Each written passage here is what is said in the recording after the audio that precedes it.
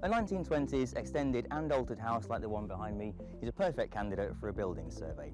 Surveyors like to work in a very thorough and methodical way, and I like to start with the outsides, taking each part of the building in turn. It means a lot of walking, but it's a more thorough inspection.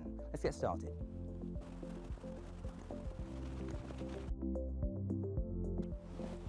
I always try to see if I can see all four sides of a chimney stack, so I can inspect the condition of the cowls, the pots, the render, and importantly the flashings against the roof coverings.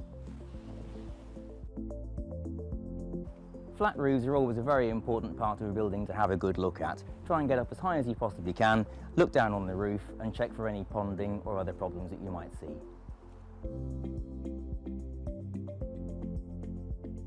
Inside a room, looking down is just as important as looking up.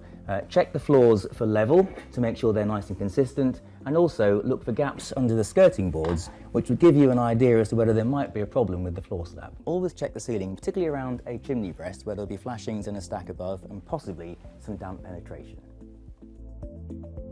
Lofts are very important spaces for surveyors to get into, even if they can be quite cramped and tight. But you can make simple checks like the pitch of the roof just to be sure that the covering is in good condition when you go back outside.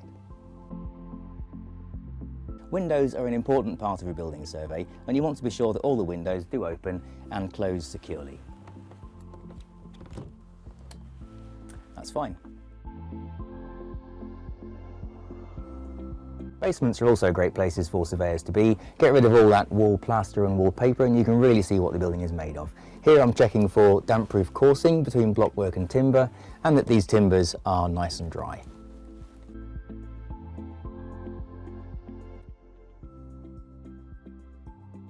So that's the site work all done. We're back in the office and it's time now to start to create a report.